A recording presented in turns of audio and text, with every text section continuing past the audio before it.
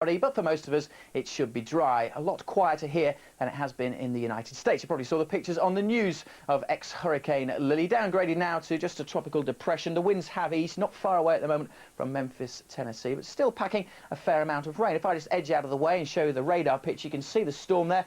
Quite clearly, the red colours showing where the really heavy torrential downpours have been as she crossed Louisiana, showing signs of easing off as she tracks northwards, and she's moving northwards quite quickly as well, continuing to drift up across the United States into eastern Canada, probably by this evening. Back home, much quieter conditions. We have seen some quite strong winds across western Scotland, touching gale force this afternoon across the Western Isles. They'll be easing down here, but we will see some strengthening winds in eastern areas through the weekend. That will be a feature of Saturday's and Sunday's weather. More on that in a moment. Those stronger winds accompanying a rather thick veil of cloud, and that's bringing quite a bit of rain across parts of Scotland too. Some heavier pulses of rain if we look at the radar picture across the Highlands. Some brighter colours on the radar here, but generally you can see that rain is fairly light and patchy as it gradually drifts its way eastwards, some turning a little bit further southwards for the rest of today, so turning a little bit damp across the borders, some drizzly rain getting in across Northern Ireland, and by the end of the day perhaps getting into Cumbria too, brightening up a little bit behind it, but packing in behind some fairly heavy and blustery showers. To the south, staying fine, rather milky, the sunshine,